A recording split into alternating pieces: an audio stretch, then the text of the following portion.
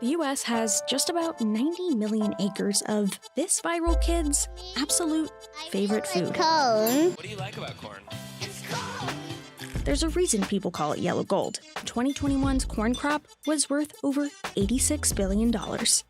According to the USDA, the U.S. is the largest consumer, producer, and exporter of corn in the world. I mean, look at this chart of US grain crops. And that's because we're really good at it. And that's why you see big acres, big demand, export competitiveness. We're good at it. It's not just what we eat, it's in what we buy and how we fuel up.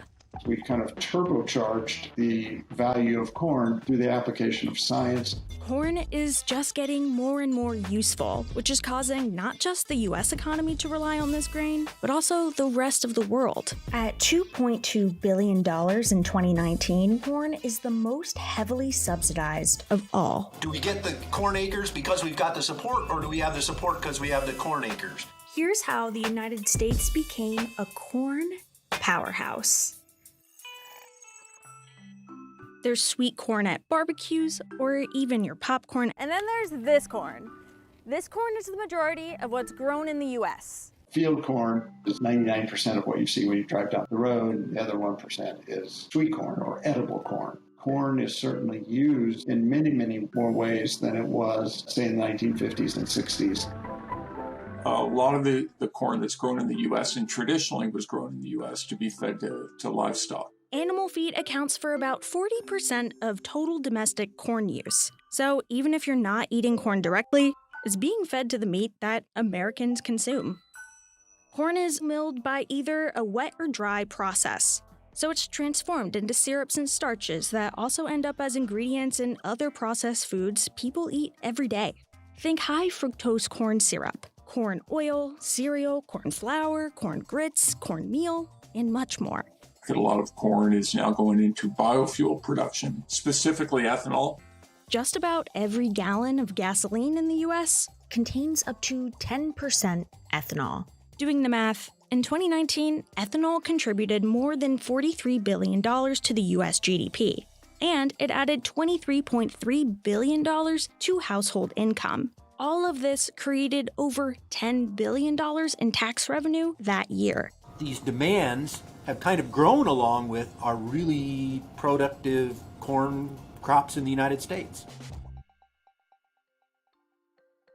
The U.S. wasn't always a corn superpower, which it is. We have the soils and climate on a wide scale, particularly in the U.S. Midwest. A lot of this corn is grown here, which is why it's called the Corn Belt. So I'm Seth Meyer. I'm USDA's chief economist. I'm an Iowan, if that helps with my authority on corn. U.S. producers just continue to show an upward trend of how many bushels they can get per acre. There was a revolution in corn production after World War II. As a weapon for our defense. We can thank science and the private sector's plant breeding and genetics investments. Filled with corn. The overall number of farms growing feed grains like corn is declining, but the acreage dedicated to growing corn on those farms is growing. At the same time, the amount of large corn farms has increased over time, outnumbering the amount of small corn farms in operation. This is all to say that corn is big business, really big business, thanks to advances in seeds, fertilizers, and production practices. These charts show how much corn crops in the US are now producing. So even with more land dedicated to corn, the plant itself is yielding more of a harvest. And these charts show that the more corn the US produces, the more valuable it gets. And that's just because supply is following demand. And demand is growing, not just from fuel and food in the US. The US also exports a ton of corn. The world also uses corn as a feed grain, and so we export to many countries. Every year, an average of 15% of US produced corn is exported, and that includes value-added products like ethanol.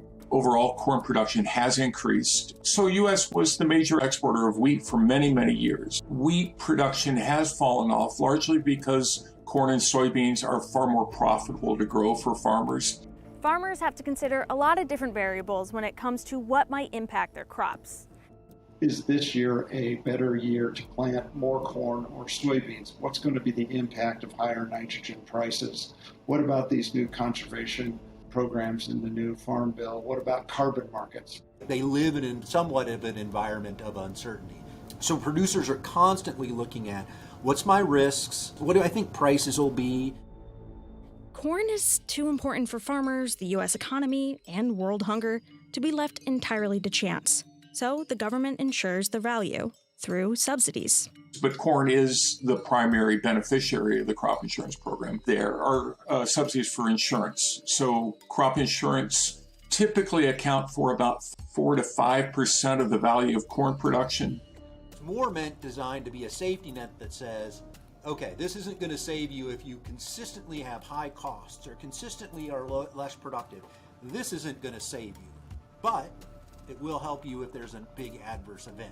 For example, the 2022 October forecast for U.S. feed grain production, which is dominated by corn, is down 1 million tons due to summer drought conditions across the center of the country.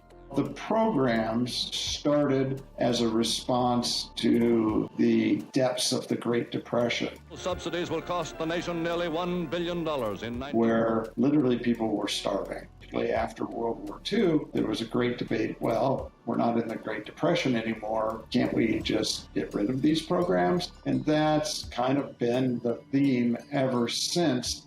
There's two dominant avenues for subsidies: crop insurance and income support programs.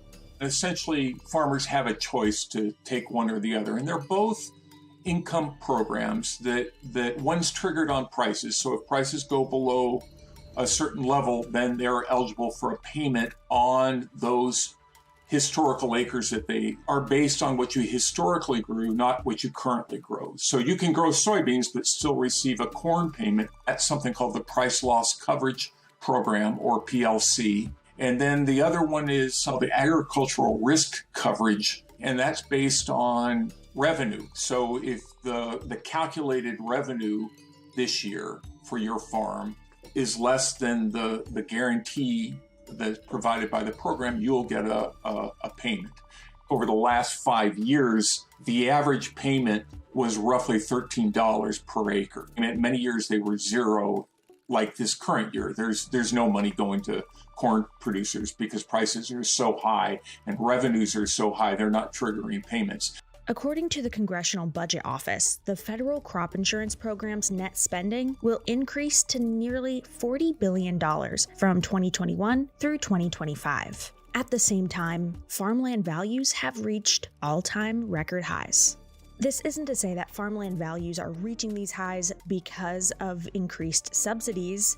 This is correlation, not causation.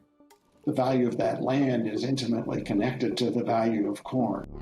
A lot of these subsidies, they do get embedded into the cost of farmland, essentially bid up the price of farmland marginally. And so the benefits accrue largely to those who own land, and we'll probably see farmland's value inflated just a little bit because of these subsidies. Price of land is so expensive, it's very hard to be a new farmer when, land is going for $15,000 an acre. While these insurance programs provide key financial safety for farmers, Congress may revisit how to improve these policies and programs to make them more efficient and equitable. If subsidies are baked into the cost of the land, removing that money from the equation could throw off the debt-to-asset ratio of some farms. Farmland values that are connected to the programs, but it's the debt obligations that have been incurred based on the expectation that assets will be supported by the farm programs. Right now, I don't think it would happen, but you can make an argument that if you made the sector go cold turkey, you would certainly raise the specter of a financial crisis because asset values would fall, debt obligations don't change. Just like the average U.S. consumer, inflation is a top concern for farmers. In combating changing climates while rethinking how some subsidies are utilized is a big factor when considering how to move forward. Temperature changes and climate changes, we're going to need to have adaptation. There are possibilities to take subsidies and repurpose them in more directed, targeted ways to reduce nitrogen runoff or to address certain climate issues and things like that. There's a report called the $1 Billion Opportunity, which looked at removal of subsidies and what effects they would have. Out of the worldwide nearly $540 billion spent a year on agricultural support, the report found that at least 87% of that money supports measures that are often inefficient, inequitable, distort food prices, hurt people's health, and degrade the environment. However, the report found if those subsidies were removed altogether, the effects were pretty small. And that's not saying that that's not a good reason to get rid of subsidies, because I think if you look at some of the impacts on, say, on greenhouse gas emissions for things like livestock production, they had a pretty big impact.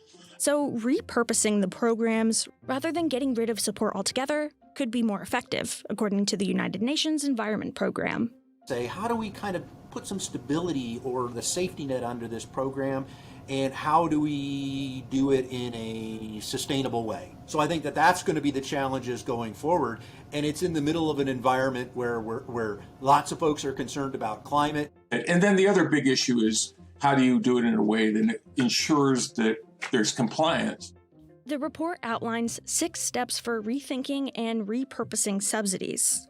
Estimate the existing support, figure out the impact of that support, design a new approach based on needed reforms, estimate the future impact of a new repurposing strategy, review and refine the strategy before it's implemented, monitor the outcomes of the new agricultural producer support.